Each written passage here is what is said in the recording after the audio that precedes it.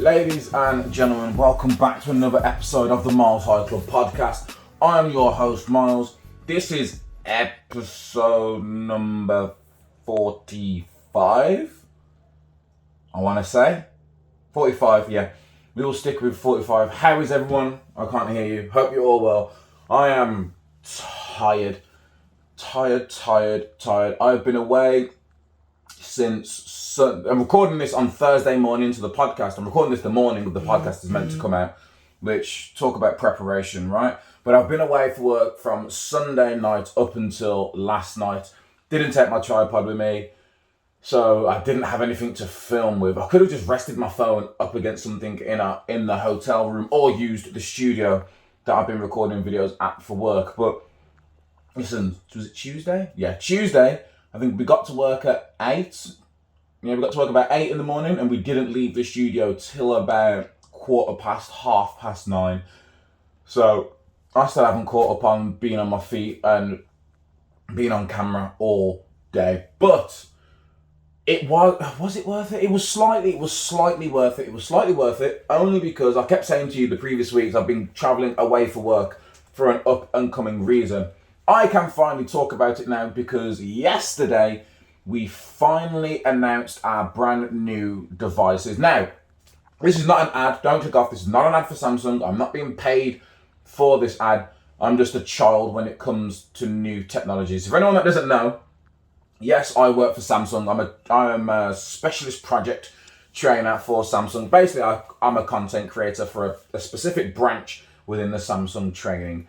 So for the past... I think I can give inside information. I don't think I'll get told off for this. I sign NDAs and everything, so I'm not allowed to leak information. But I've known about what's coming for a few months. I'll say a few months to be safe. For a few months, I've known what's coming. I think I only actually saw one in the flesh last week or might have been the start of this week that I actually saw all the new devices that we have launched. Now, in the role I'm in now, in the previous role I used to be in as a national trainer, traveling up and down the country and to different parts of the world, which I fucking loved, we used to get every single brand new device. Every new device that came out, we got given it. My friend, anyone that's my friends will know me. They used to see me with a brand new phone every 6 or 7 months. I'd use one of the new ones as my work phone. I'd use one of them as my personal phone. I haven't owned my own phone in 5 years now. I think about 4 or 5 years, I know, look at me, but in 4 or 5 years, I haven't owned my own phone. So God knows what happens. Fingers crossed I don't plan to anytime soon, but if I leave this job, I always say, if I leave this job, I don't know what I'm going to do because work provide me everything I need. I get a laptop, I've got a tablets, plural. I've got phones, I've got watches, I've got all of these are the perks of the job. Company car, so the day I leave or are forced to leave Samsung, oh man, I gotta buy my own car, I gotta buy my own phone, I need to buy my own computer, I need to buy my own tablet, I need to buy my own smartwatch because listen, now that I've used a smartwatch for a good 4 or 5 years, I don't think I could go back to a normal watch. Like there's people out there that pay tens, they can afford it, so whatever you want to do with your money, do. But anyone spending more than £200 on a watch, and this watch can't tell me if someone sent me a text message, it can't tell me if someone's ringing, can't tell me if someone's rang my front doorbell, it can't tell me my heart rate. Like, I'm not spending more than £200 to be able to tell the time on my wrist. Sorry, all you rappers and fancy people with your bust down, iced out Rolex and Millie Richards or whatever that stupid thing is called. One, half of them don't even look nice anyway. Yeah, I said it. And 2, that shit just tells the time. It just tells the time, and if you want to be real fancy, you can pour champagne over your wrist. I hope it's worth it. But no, I'm not. Back to not shitting on people. Yes, so we released new devices, and I've finally got my hands on this. For the people that are listening to the podcast, you can't see it. I'm currently holding the brand new Galaxy Z Fold 3. You're probably wondering, Miles, why is it called a Fold? I'm like a child. Again, I've said this is not an ad. I'm just a child with new technology and I love this technology. No, here we go. You ready? Ready for this? Hold on. Let's say I'm out. Let's take a picture. I'm going to take a picture with someone. Boom. Can you not see that? Can you see that? I can take a picture with a rear camera. I can see what I'm looking at. And whoever I'm taking... Listen, I'm not training anyone. I'm a child, okay? I'm a child. So I used to be a trainer.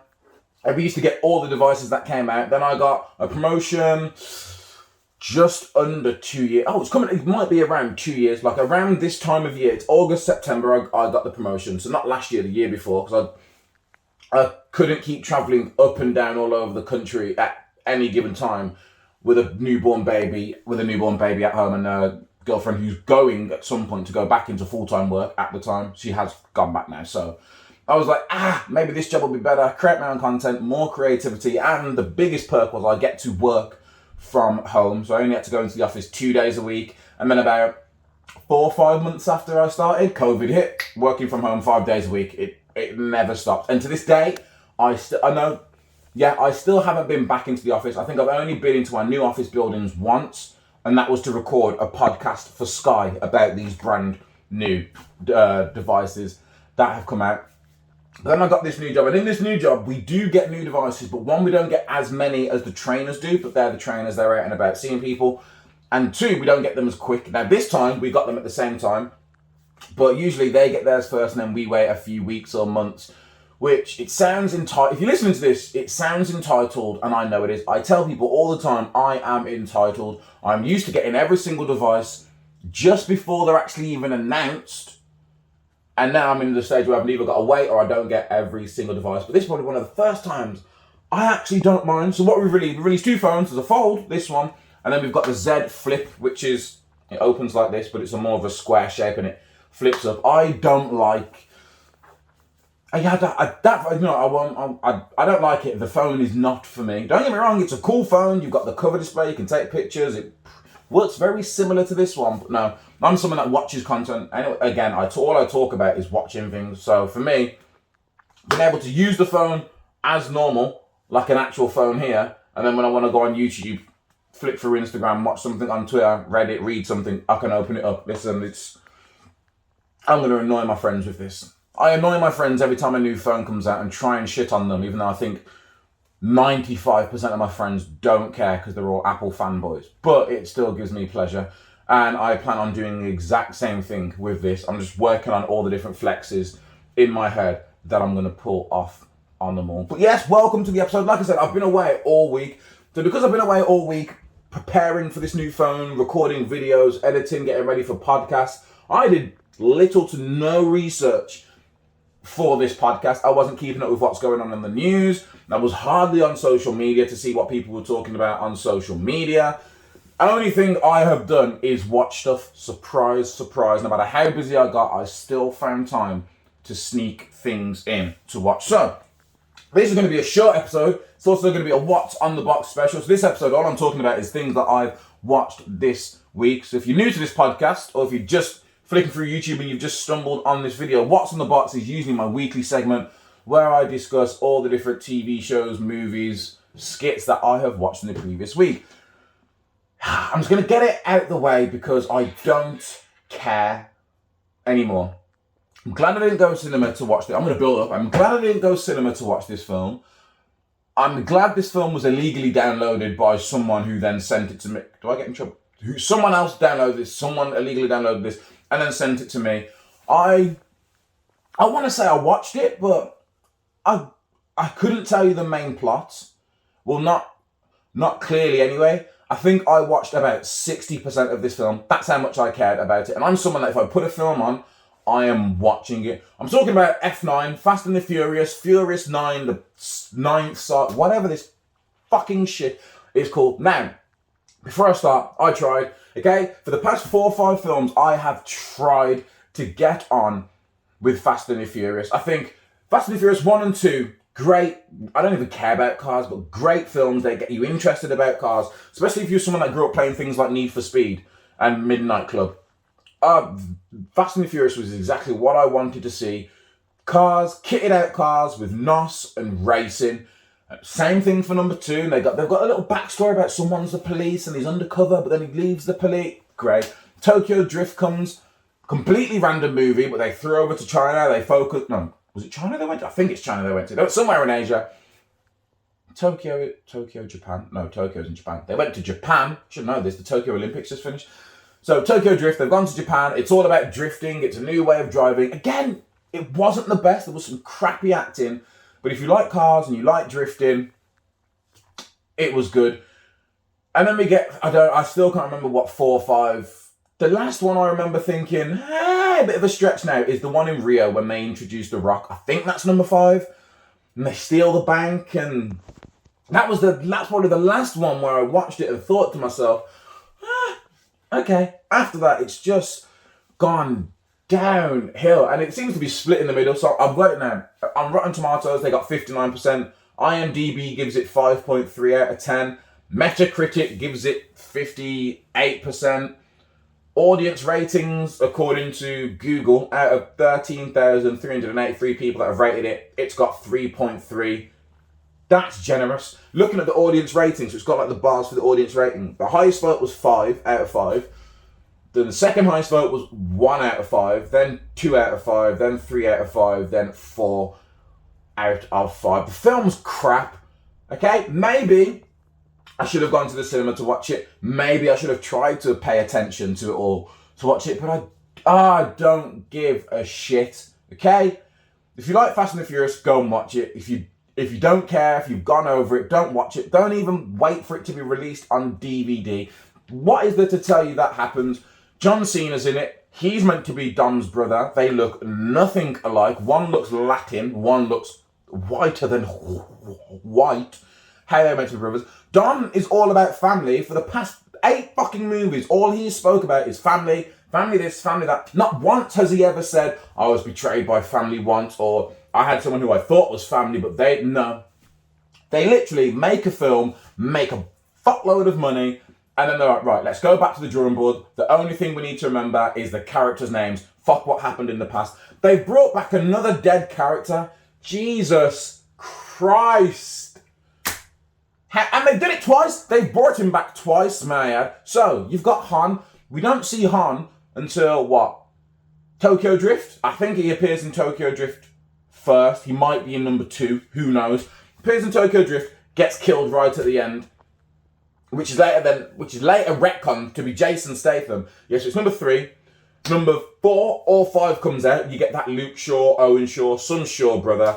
He attacks the guys. The guys beat him, so then his older brother goes all the way to Tokyo to crash into someone. Don't get me started. So Han gets killed in Tokyo Drift. He then comes back in number 4 or number 5, and it turns out Tokyo Drift it's the 3rd film that came out. But in the timeline of things, it's like the 5th or 6th film. So they bring Han back for all of that to kill him off in this. That's him brought back. So he died once in Tokyo Drift. They re-changed it to bring him back for him to then die again later on in Tokyo Drift. And spoilers, they've brought him back again. Yes, Han is still alive. Ask me how he is still alive. I don't know. I switched off and didn't care about what they were talking about. Okay? I was paying no attention. It was a birthday party. We was having a birthday pizza party, so I was eating Pizza Hut, sorting food out. It was on my screen. He was shooting snipers. They gave it away in the trailers anyway. Han's back. How is he back? I don't know. Was he a cyborg? Did that explosion that clearly killed him not kill him? How did Dom, who can somehow travel the whole world, aren't they still wanted? Or did this get cleared up in some shit in another movie as well? Either way, they are somehow able to get all these high-class vehicles, travel with these high-class vehicles, go into unknown territories that are guarded by non-American armies, that if they get caught, it's all over for them.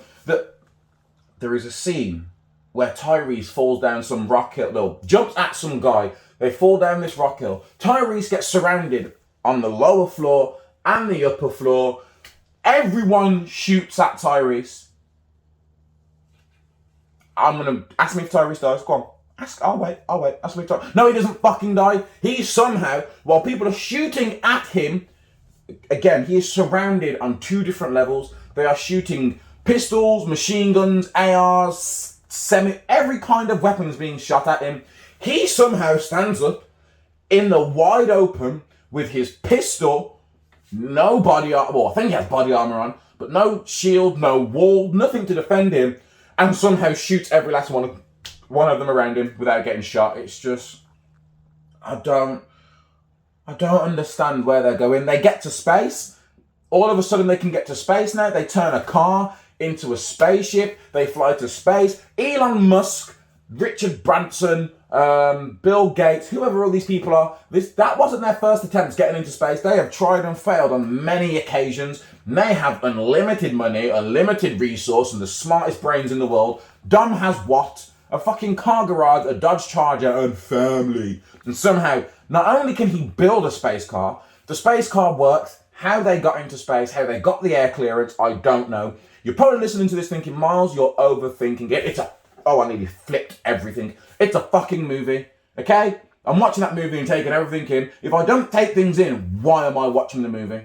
Like, if you're not paying attention to details, why are you watching the movie? The blonde hacker woman, she's back from the last movie. You know, the one that jumped out of a plane when Shaw stole the baby back, and she's back and she's being controlled, and John Cena's the big bad, and he's not bad because at the end of the film they're together, and John Cena killed their dad, and they had a drag race to loser leaves town. Oh, the story was shit. And since episode, what was it? It was like number 7. I was watching a wrestling show review, and they were talking about Fast and the Furious, and they were like, someone told them, if you just treat the Fast and the Furious movies like a DC or an MCU movie and treat it like a Marvel movie, everything makes sense, or you just stop looking at all these things. I tried.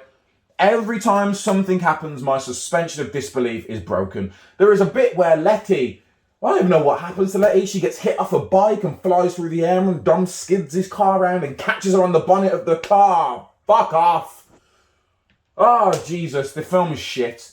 The film is actively shit. It's no longer entertaining to me. I hate all the characters. Not one character do I like. I love Ludacris in real life. I hate his character. I hate Tyrese. I hate Dom. I hate Missandei from Game of Thrones. What's her character called? Cypher? Or is Cypher the bad guy? Whoever the fuck they are. All of them. Letty. I hate them all. I hate them all. And then they bring back Dom's sister comes back. He's my brother too. Bitch, they've never spoke about this boy in their entire 8-film history. Never even a throwback to say Dom has one brother, one sister, or her saying to Paul Walker's character, oh, he's one of my brothers. He's the oldest of the brothers. We don't speak about the other one. I'm sick and tired of it. Every movie there is a retcon. Every movie they do something to say, don't worry about what you saw in that film. It doesn't fucking matter because we're only going to change it to fit our needs for this film. It's like they don't think ahead. They just make a movie. The movie is successful for whatever fucking reason. And then off they go and make another movie and completely forget about all past storylines. I'm sick and tired of it. As you can tell, I don't care for Fast and the Furious anymore. And you know what? It's probably not the last one. What else? They've been into space. They'll probably do another one where they've actually got to go onto a space station. They'll be racing on... They won't even be racing anymore, but they'll be driving on the moon in moon buggies. They'll probably go to Mars or Saturn. They'll probably go really close to the sun to capture a sun flare to use as a NOS for the final race against some alien species. Who knows? What else haven't they done? They haven't gone underwater yet. Maybe they will go underwater and Dom will be a shark in a race. Maybe they'll bring Jason Statham back and they'll blend Megalodon or the film Meg with Fast and the Furious and you'll have that all there. I saw some... Hold on, you know what? Here we go. Because I don't know if I spoke about this before, but it popped up. It popped up on my Instagram about certain people that would love to do a crossover. Hold on, who was it? Tyrese? It was Tyrese or someone was talking about it. And they were talking about a Fast and the Furious crossover with Jurassic World. I'm not even going to contemplate on the ideas that could come from this. Just take that. Just go back in your heads to when did the first Fast and the Furious come out? For God's sake, I can't even. First, 2001. Go back to 2001. Where was I in 2001? I was still in primary school. I didn't start high school till 2004. All the way back to 2001 when it was all about street racing, drag racing, a little bit of NOS. Doesn't matter if you nearly beat me, you didn't beat me. It was just a fun movie. Now here we are, 10 years later. How have we done all this in 10 years? 2021. This is 10 years of this. 10 years later, Again, this isn't something the directors have said. It was just an idea from one of the cast members.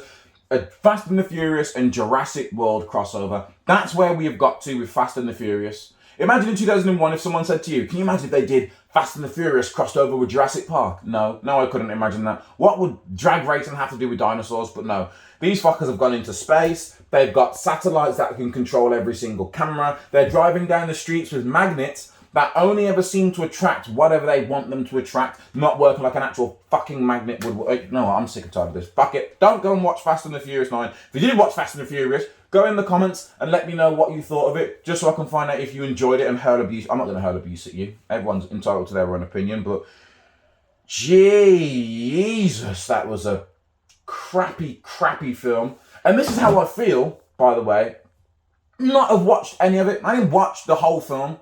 There were bits of this film I couldn't tell you what happened. There were flashbacks. There were forwards. There was John Cena's. I don't even know what they were after. They were after some cube thing and a card that apparently was a girl, not a thing. Oh, I never they done this before. Whatever. I don't fucking care. I don't care. Moving on to a much better film. Finally watched it, The Suicide Squad. It's not Suicide Squad 2. It's just called The Suicide Squad.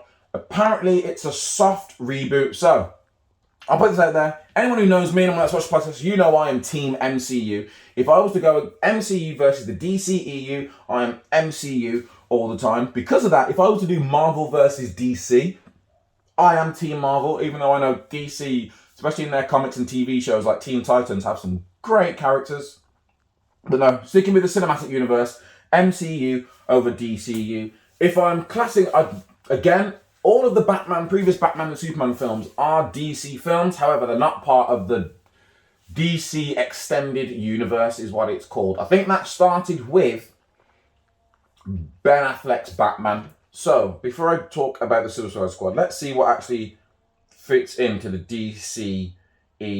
Because to me, here we go, it's coming up, so I ain't even got to guess it. So the DCEU, in the order that it pops up in front of me, you've got Birds of Prey by Harley Quinn, not seen it. You've got the original Suicide Squad, crap. Shazam, it's very childish compared to the rest of the DC movies. It's a fun movie.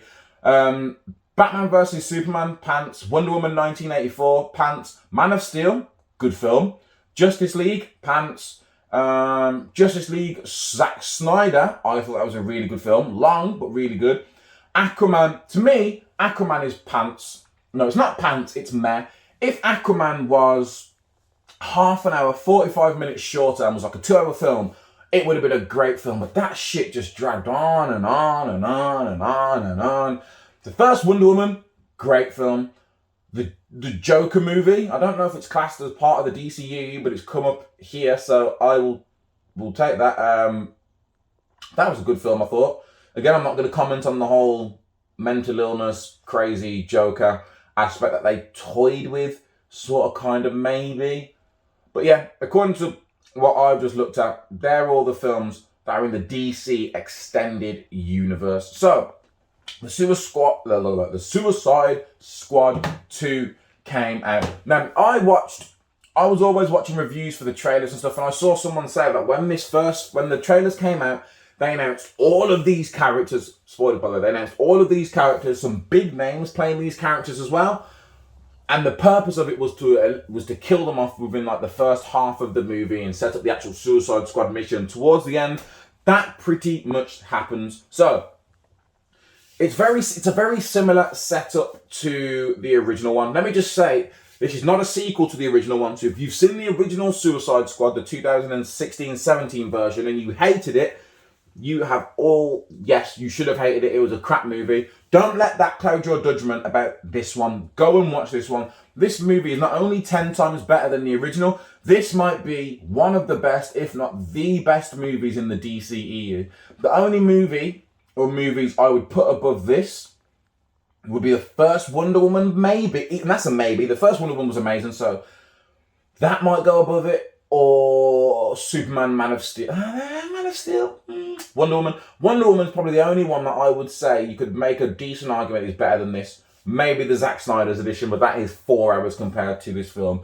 So, Will Smith's not back in this one. Idris Elba's in here playing someone called Bloodsport. You've got John Cena in this as Peacemaker. You've got Sylvester Stallone as King Shark. King Shark, probably the best thing about the whole movie. At this point in time, King Shark is the best thing about the whole DCEU. They should give him his own movie, and maybe that will start pulling in some more comic book fans. Margot Robbie reprises her role as Harley Quinn.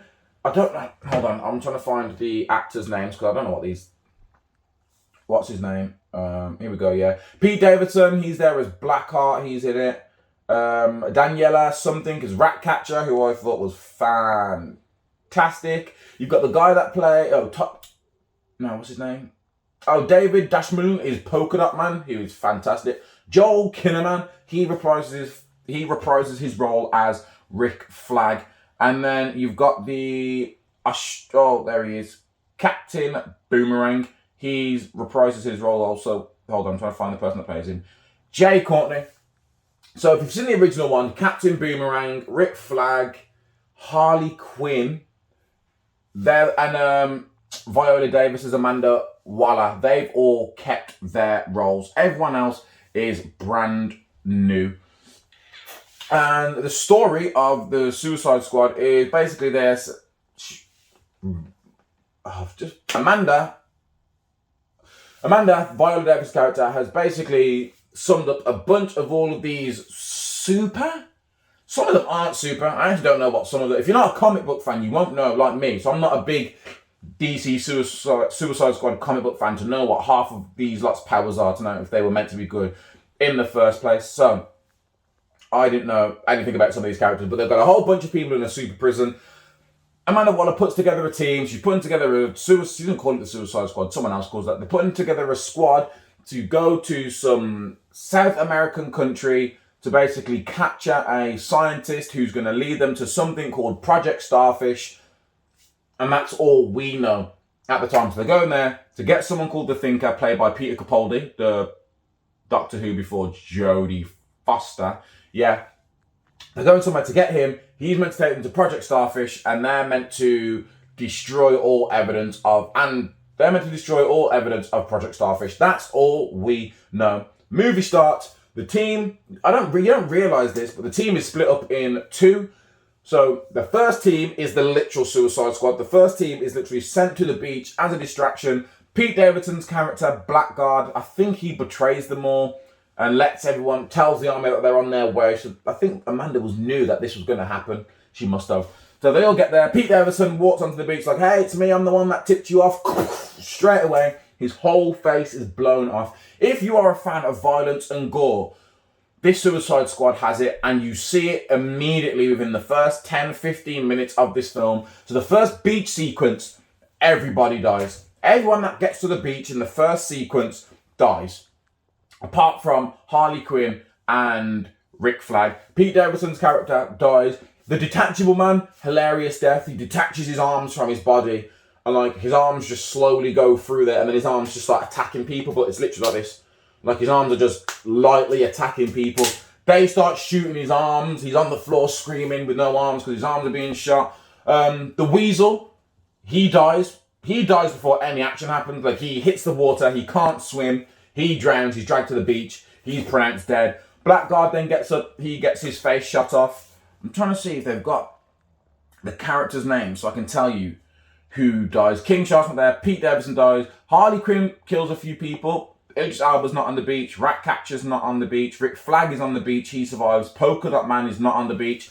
Michael Rooker's character, he sees everyone get killed, panics, runs back into the water screaming to swim away. Amanda, same trope from the first movie. She's got bombs in all of their heads. She flicks it up, puts the key in, blows his brains up, so he dies. Like I said, Weasel drowns. There's a guy called Javelin. How does Javelin die? I can't even remember how Javelin dies, but he's dead and he gives his thing to Harley Quinn. Captain Boomerang. Oh, Katana. Katana, I think. Hold on, is it Katana that does it? No, it's Mongol. Mongol attacks a helicopter. That helicopter hits the floor, blows up, which kills her. The explosion also kills Captain Boomerang. I think that's pretty much everyone that made it to the beach. So they all die. Explosions are going off everywhere. Harley Quinn and Rick Flag at some point realise, shit, we were the diversion team. We were never going to make it. Meanwhile, it then cuts to the other side of the beach. You see Bloodsport. You see Peacemaker. Idris Elba as Bloodsport. John Cena as Peacemaker. Ratcatcher. King Shark and Polka Dot Man. I'm sure it's just those 5. They actually get onto the other side of the beach where everything's all clear because the distractions happening somewhere else that allows them to get on the beach. From there, it's just a fun movie of different people getting captured and Rick Flag and Harley Quinn. So Harley Quinn gets captured by the bad guys and taken somewhere else. Rick Flag gets captured, who we think is by the bad guys. Peacemaker and all them turn up. Peacemaker and Bloodsport and King Shark basically wipe out the whole camp of these guys, only to find out that Rick Flag is in the camp drinking tea with the Freedom Fighters, which I thought was a fantastic little twist. So instead of killing all the bad guys, they've literally just killed all the good guys, or most of the good guys, thinking they were bad. What can you say? But they still agree to fight each other. It turns out that Project Starfish is what it sounds like. It's a massive alien starfish that the Americans found in space. They brought it back. They then put it on a different island so it wouldn't be tied back to America. This thing grows. It grows and grows massive. It spurts out these little mini starfishes that land on someone's face like the thing from Alien to use mind control. They're doing experiments on it to try and see if they can control it and weaponize it. That's what the Thinker's there for. They do experiments on political leaders, political oppositions, pregnant people, old people, young people, journalists that were getting out of line. Like, they literally show these experiments on people and it's just, oh, it's grim. Suicide Squad end up blowing up the building that they're in. It then turns out that they get to like a server room and Rick Flag and Peacemaker, they get to a server room. Rick Flag takes the data chip from this computer and is like, I'm going to release this to the news so everyone sees it. That's when Peacemaker pulls out his gun. So Peacemaker, there's literally a bit earlier where someone tells Idris Elba tells Peacemaker to suck a dick, and Peacemaker's like, if this was a beach full of dicks and someone told me to suck a dick, I would suck every last one of them. Peacemaker's character is, he's funny, but Peacemaker's character is whoever's his authority, whatever they tell him to do, he does, no questions asked, which is why he's on there. Because there's a gang that Peacemaker and Bloodsport do the exact same thing, which is true. They're both just highly skilled, highly trained killers. Bloodsport has more of a conscience. Peacemaker will abide by the laws and follow all rules blindly. So there's a little bit where Rick Flag gets the data drive. Peacemaker pulls a gun out on him and is like, I've been sent here to destroy that data drive. I can't let you leave. I can't let you post this data drive. A fight breaks out between them. Peacemaker ends up killing Rick Flag. Ratcatcher sees this. Then Peacemaker then chases down Ratcatcher. Just when he's about to kill Ratcatcher, due to the past explosion, Bloodsport falls down, happens to land in front of them. They shoot each other. Peacemaker's dead. The Suicide Squad have done what they need to do. They're meant to leave. So as they're leaving the island, Bloodsport's like, fuck, can't leave these people behind. Sorry. When they blew up the building, Project Starfish, the big massive starfish, escaped. It's raining terror on whatever country it is they're in. Amanda says, look, you were there just to destroy all evidence of America's involvement. You've done that. Leave it to sort it out. They will sort themselves out or whatever. Bloodsport doesn't agree, so he wants to save people. He turns around. The whole team turn around. Amanda threatens to kill them all. She tells them to unlock the thing. She's about to kill them. And another little twist, great piece of cinema, she just gets cracked across the head with a golf club. You don't see it coming. It's from behind her. All you see is her head. Whack. She drops to the floor. Everyone turns around in shock. Some random person in the office is like, yo, I'm not going to let her kill these people who are trying to save a whole bunch of innocent people. This is when it's near the end, it's like the third act of the film. This is when they all go up against Stario, the starfish. Meanwhile, everyone has died so far. Rick Flag is now dead. Polka Dot has got a real cool move where he shoots polka dots and he burns off a leg of the starfish, but then he gets immediately crushed. So now we're left with Bloodsport's alive, Harley Quinn's alive, Ratcatcher's alive, and oh yeah, that might be it. Bloodsport, Ratcatcher, Harley Quinn. They might have been the last few ones that were part of the Suicide Squad that are left alive. They all fight. Harley Quinn gets the javelin off the javelin guy. She's like, I know what I need to use this for. In what is probably one of the best kills in cinema. Oh, it's horrific, and it made me rub my eyes for 10 minutes. But Starrio, big starfish with one massive eye in the middle of him. Harley Quinn runs, jumps off a building. So not only does she stab him in the eye with the javelin, she goes straight through his eye. So she stabs him and goes straight through his eye. She's just swimming around in the fluid of the thing's eye, which, oh my God, talking about it now really gets me. And then Ratcatcher uses her powers to get all the rats to attack him, and all the rats end up climbing into Starrio's eye. I have to close my eyes talking about this because it makes me feel weird. All the rats start climbing into Starrio's eye and eating away at the eye, and he's like, I was just happy floating in space looking at the stars, which again, human involvement is the reason why he can't do that. He then falls, dies, movie finishes, Bloodsport's got the data, says to Amanda Waller, let us all go. I've uploaded all this to a secure server. If I die, if anything happens to me or the team, everything will be exposed. She's like, fine. Bounce. We then get two end credit scenes. The first one is the Weasel. The Weasel was not dead. He literally sits up on the beach, coughs up all his water, looks around and does some creepy little run-off thing. I would love to see like a 20-minute special, mini movie of Weasel just to see what he gets up to. And then the final one, Peacemaker. So when Bloodsport shoots him, again referring to another gag when John Cena says he was shooting him with a smaller bullet to go through that bullet hole because he's a more accurate shot. They shoot each other at the same time. Bloodsport has the smaller bullet, so it goes right through the middle, cracking John Cena's bullet, hits him in the neck. We thought he died and bled out. Nope, he was rescued from the rubble. You see him on the ICU, and they're saying they've got information because he needs to help them save the world, which corroborates. We should have known that John Cena wasn't going to die in this movie, considering before the movie even came out, they were saying that Peacemaker, aka John Cena, has his own spin-off TV show from this movie. So there you go. And again, not only did I thought it was a great movie, way better than the first movie. In terms of the reviews, IMDb gave it 7.5 out of 10, fair. Rotten Tomatoes gives it 91%, fair. 74% of Metacritic and 87% of Google users liked that movie. Again, it's a fucking great superhero movie. It's X-rated. If you've seen Deadpool 2, if you like the scene from Deadpool 2 when they skydive and they all start dying, that's pretty much the start of this movie on the beach. And then people die throughout it. So considering they start with like 12 people and only three survive at the end, there's deaths galore.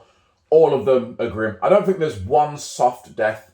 Probably Polka Dots might be the softest. No, Flags. Rick Flag's death is probably the softest death, and even that one's a slow, painful, watching him fight John Cena kind of thing. But no, this was a really good one. Directed by James Gunn, who did Guardians of the Galaxy, so it's funny, it's dark, there's action, there's violence, there's gore. Like I said, if you haven't watched this Suicide Squad already, go and watch it. Fantastic movie. And I think, what else did I watch? Hold on. Let me go to my notes to see what else I put in my notes to talk about that I've watched. What If? What If? So yesterday, not only was it Samsung's announcement, which I was focused so hard on that we had an announcement coming and I had so many projects and deadlines due for announcement day. Like the 11th of August to me was unpacked, Samsung are announcing stuff. Completely forgetting that Disney What If started. So if you don't know What If, the Disney What If is an animated series where it looks at different stories from the MCU timeline and asks questions like, what if? First episode, the question is, what if Peggy Carter became Captain America? So if you've seen the first Captain America, Peggy Carter is basically the woman Captain Rogers falls in love with. In this, it plays the same way that Captain America does, where Captain America Steve Rogers gets into the machine. He's in the machine, and before the machine actually closes up, the German Hydra agent blows it all up, steals a vial, starts killing people, shoots Steve Rogers only to get shot and killed by Peggy Carter. They're screaming that they need to get him into the machine because Tony Stark, his dad, is saying that if they let it go now, they've lost the project forever. So Peggy Carter gets in the machine. She becomes the new super soldier. As you can imagine, 70, 80 years ago, women, one, weren't in the army, definitely were not in the front lines, and definitely were not on the program list to become super soldiers. So the colonel, the captain, the general, whatever, he's pissed that it's Peggy Carter. He thinks they've wasted their time. It's a woman. She's probably going to be too concerned about breaking a nail, which again is very accurate, I can imagine, of what men, especially military men, would have thought about back then. So this is what happens if Peggy Carter became Captain America. So you got Peggy Carter becomes Captain America, or Captain Britain, as it looks like. Similar story tropes. She goes over into Germany to help defeat Hydra. However, because Steve Rogers doesn't become Captain America, when Peggy Carter goes over to Germany to take the Tesseract, she gives it to Stark. Stark then uses this Tesseract to build an Iron Man suit. So it's not the Iron Man suit that we're used to. It looks very similar to Tony Stark's very first Iron Man suit in the first Iron Man, that big bulky thing. It's like Stark has basically broken down a tank and turned it into a suit. So it's absolutely massive. This is piloted by Steve Rogers. So in this universe, instead of Steve Rogers becoming Captain America, rescuing the Tesseract, but then crashing into the ocean, hiding him and the Tesseract, Peggy Carter becomes Captain America, which is dope. She goes over to Germany. She actually gets the Tesseract, brings it back safely. This allows Stark to work on the Tesseract and create an Iron Man suit way before he's even had a son or thinks about having a son. They then go out and fight together. Red Skull then sets a trap for them on a train, which then blows up to everyone believing that Stark's indestructible suit has been destroyed and Steve Rogers dies. They go back to America. They then capture Zola, short, bald guy that turns into the computer animation in the Winter Soldier. Him, the one that basically works with Zemo. They capture him. He's like, I'm not going to tell you anything. We don't see what happens, but I'm guessing it's torture. Peggy Rogers, or Captain Carter, gets all the information out of him. They know where Red Skull's hiding. They go to where Red Skull is. They find Steve Rogers, so they split up. Bucky Barnes, again, Bucky, that's what it is. Bucky's captured by the Germans, just like by Hydra, just like he is in Captain America. In Captain America. However, Peggy Carter goes over there, rescues not only Bucky, but everyone else that was captured with him. They then go on a fight to take the fight to Hydra and Red Skull. When they get there, they split up. Carter goes looking for Red Skull. The rest of them, Bucky and the rest, go looking for Steve Rogers. They go looking for stuff to just split up. They find the Iron Man suit. They find Steve Rogers. They help him up. They pair him up using a generator back into the Iron Man suit. Meanwhile, Carter finds Red Skull. He's done what he wanted to accomplish, which was open a dimension to another universe or something for this alien, for the Hydra, what it's named after, for the Hydra to actually come and help him take over the world. And if he said his plan was world domination, and if world domination fails, world annihilation. His plan to go tits up immediately because the tentacles that come out of the portal immediately attack Red Skull, kill him. The tentacles just start killing everyone. The Iron Man, Steve Rogers' Iron Man suit flies in. They kick ass together. They don't close the portal. Peggy Carter actually has to close the portal by pushing the tentacle thing back in, but in that she then sacrifices herself. She then goes into this unknown dimension. It goes black. And then we skip 70 years in the future to what we see. So what we know as the Avengers film. In the Avengers film, they've got the Tesseract. They use the Tesseract to open up the space portal, which then Loki steps out of. In this, it's 70 years in the future when the portal opens from the Tesseract. Peggy Carter comes back through, a bunch of tentacles all come flying out in pieces. Peggy Carter jumps out and rolls out with her shield and a sword that I don't know where she got that sword from, because she didn't have it when she went in there, but she finds a sword in there to take out the monster. She comes back through, only to see Nick Fury and Hawkeye. She says, where's Steve Rogers? He's like, it's been 70 years. Lets you know Steve Rogers is dead. It ends there. What a great first episode. Fantastic episode. And again, we're used to Steve Rogers becoming Captain America, defeating Red Skull, kind of, crashing with the Tesseract, being froze for 70 years with the Tesseract. Meanwhile, his best friend Buddy's being experimented on for all these years by Hydra.